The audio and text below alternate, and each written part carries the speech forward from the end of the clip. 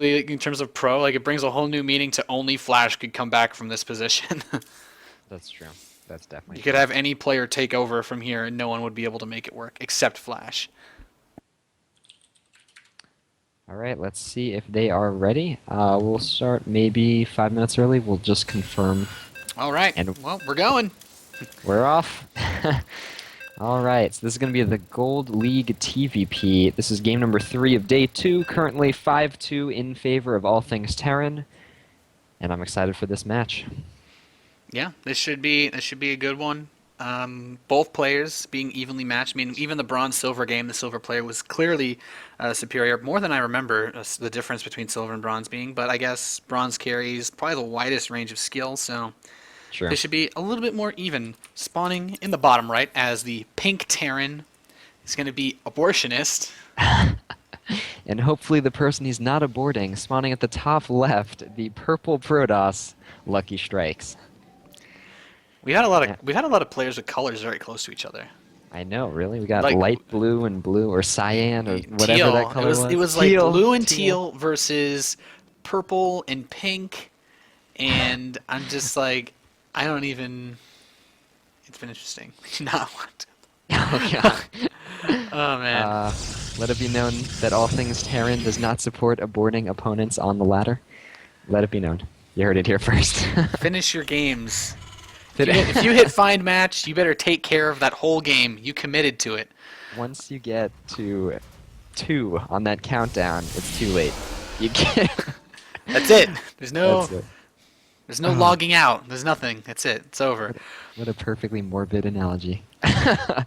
It's pretty off. Well, LuckyStrikes is going to be going over to scout our Terran player's base here with a fairly early probe. Typically you see the probe go, drop a gateway, and then scout, and we have the gateway just about to go down, and the probe's already in the base. So this is going to give him an opportunity to.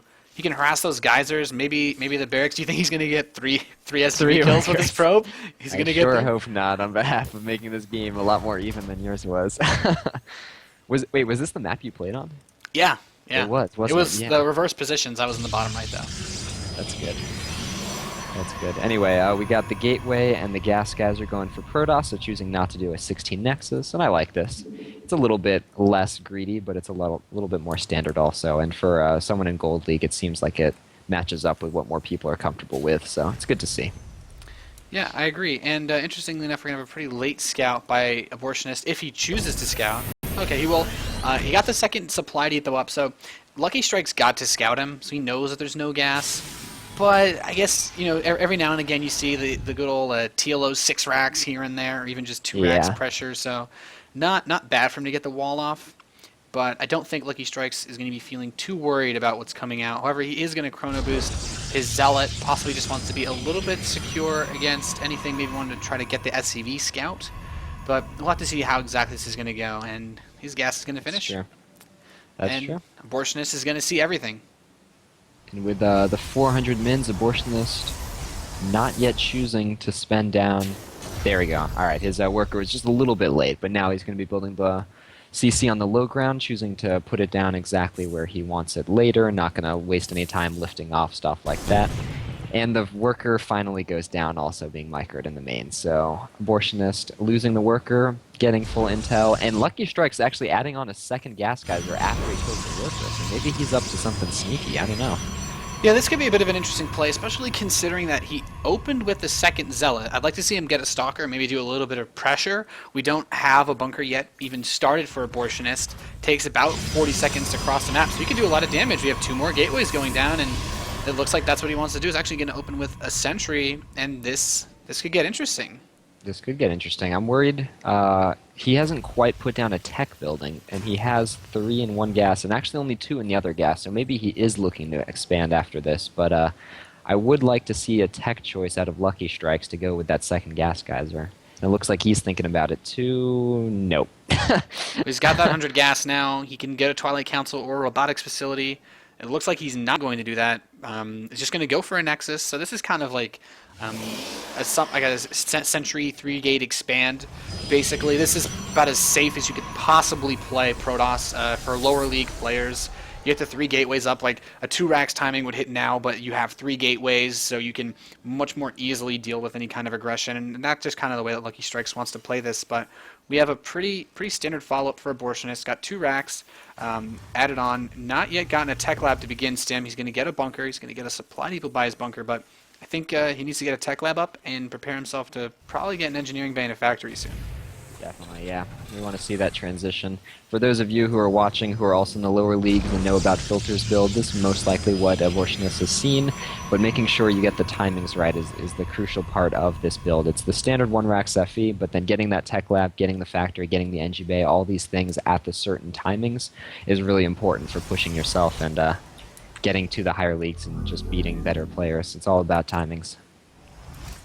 Yeah, and we actually saw a scan come down from Abortionist onto the main of LuckyStrikes, so he saw just about everything. He's going to know it's pretty standard what LuckyStrikes is going for. He's going to get his observer so that he can get his mid-game scouting, but he didn't see this Nexus, and I'm not sure it's much of a giveaway because he didn't actually scout the second gas, so he might have just assumed it was a fast expand. And that's and I mean that actually works for him, even though he didn't immediately get the Nexus. He got the second gas, but the second gas hasn't really been put towards anything but getting sentries. And now we have a double reactor follow-up on the rest of the barracks, so he's going to go really marine heavy. And we have the factory about halfway done now. So Abortionist he's looking at his pretty solid setup. We also have a pretty solid setup for LuckyStrikes as well. I'd say supply looks about even. Definitely, yeah. So both players going into the mid-game about on even footing. LuckyStrikes choosing to get 2 gateways before a Forge or the Colossus Den, or whatever it's called, Robo Bay. Colossus Den. Colossus Den. Crawl out of it. I think it's called. And Abortionist, though, if he hits before if he hits before a Colossus is out, then even just with the normal stim timing with this many Marines, you can sometimes just walk through Protoss armies like they're butter. So it's really going to be down to, a Twilight Council. So LuckyStrikes maybe getting charged lot. Not quite sure what he's going to do with that. There are a couple of options open, but I would imagine he wants to get as well a Colossus Den. I'm going to call it that now. And get Colossus out in order to defend, but we'll see. Yeah, this is an interesting choice to go for this Twilight Council because he only has 1 gas that is natural. He could theoretically go for some kind of weird 2-base delayed Dark Templar harass using a Warp Prism from the robotics facility, but I'm not really sure I see much synergy between the tech buildings that he's produced just yet, but we'll see. Pylon, I was looking, I saw, that small building in the mineral line. Nope, just a pylon. But he's going to get charged. And I feel like this kind of build that he's going for is what you would do in response to a 1-1-1, where you get an Immortal out, you maybe get 2 or 3 Immortals out, and you get fast charge for your Zealots, move into Colossus play usually, just so you can help kill a 1-1-1ing Terran. But that's true. This charge will actually help him a lot in holding this push, but he really needs to get a Colossi out, and Stim is complete. The first 2 medevacs are about to complete.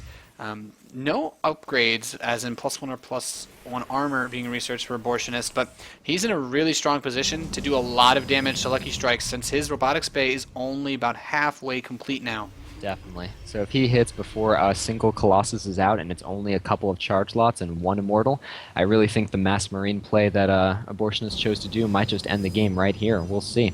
Will he get spotted by the probe at the watchtower is also really, really important to see, and I don't think he is. I think he literally is just going to walk around that watchtower. The observer's going to barely miss it, too. Oh, now he just stepping in, so now he sees it coming. But this is going to be a little bit tricky to hold. He has a good number of force fields, 3 sentries, almost full energy, but it's going to take a little bit of, I think he's going to need to buy himself some time. And here's going to Stim, run up the ramp. The sentries are actually going to get targeted down immediately, all the full energy ones, but a good number of those forces are going to be pulled forward, and those charged Zealots close the distance very quickly with this bio force.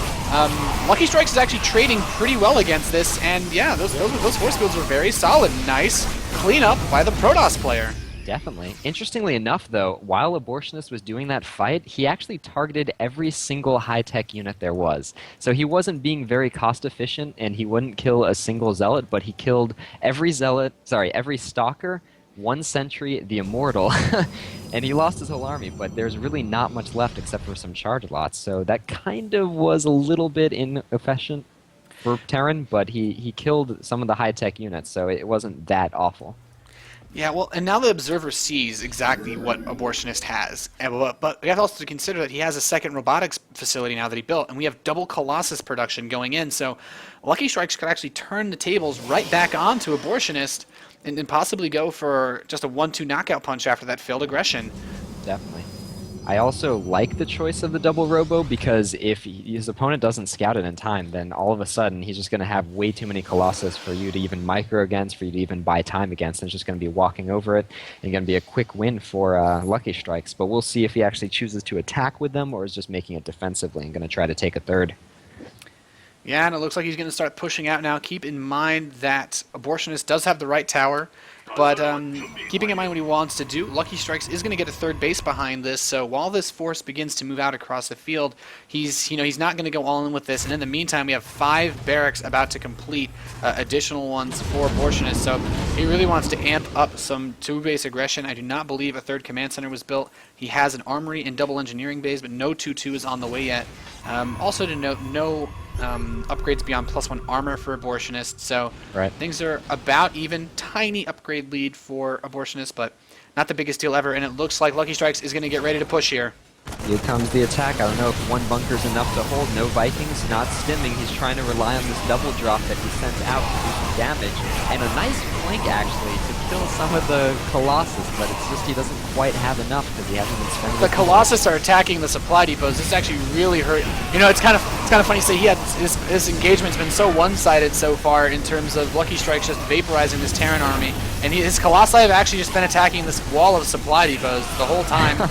But those charge lots, we said early charge, what exactly does this do for him? Well, even though he lost those high-tech units earlier on, these charge lots are able to do a lot of damage, and now he's going to burst into the main base of Abortionist, and he's going to get a full shroud on these Marines, all getting cut to pieces. The Colossi taking out the barracks. Maybe wants to micro his ranged units a little bit more, but no amount of Marines is going to be able to kill the force right now that Lucky Strikes has in his base. Definitely. That army is just way too massive, and it's already in his rally point. There's no way he can get enough army to try to take it. Makes a tank, but calls GG well played, and he taps out. Making it a 5-3 victory so far for the Terran, but that was a loss for Terran. Yeah, so as you stated, All Things Protoss moves up to a score of 3 versus the 5 of All Things Terran, and that's actually a pretty good game, I have to say. For Gold League, that was I'm satisfied. Things were a little bit wonky, but all things considered, I mean, they both did their builds pretty reasonably solidly. They had decent SCV production, and they had the armies that they needed to fight each other. It's just the macro slipped for Terran in the mid game, and you saw he tried to make up for that by making 5 barracks, but it was too little, too late. And yes, as someone in the chat said, the difference was the micro. There wasn't much micro in that game, and that's true. Yeah. That was good though. That was a good game to see.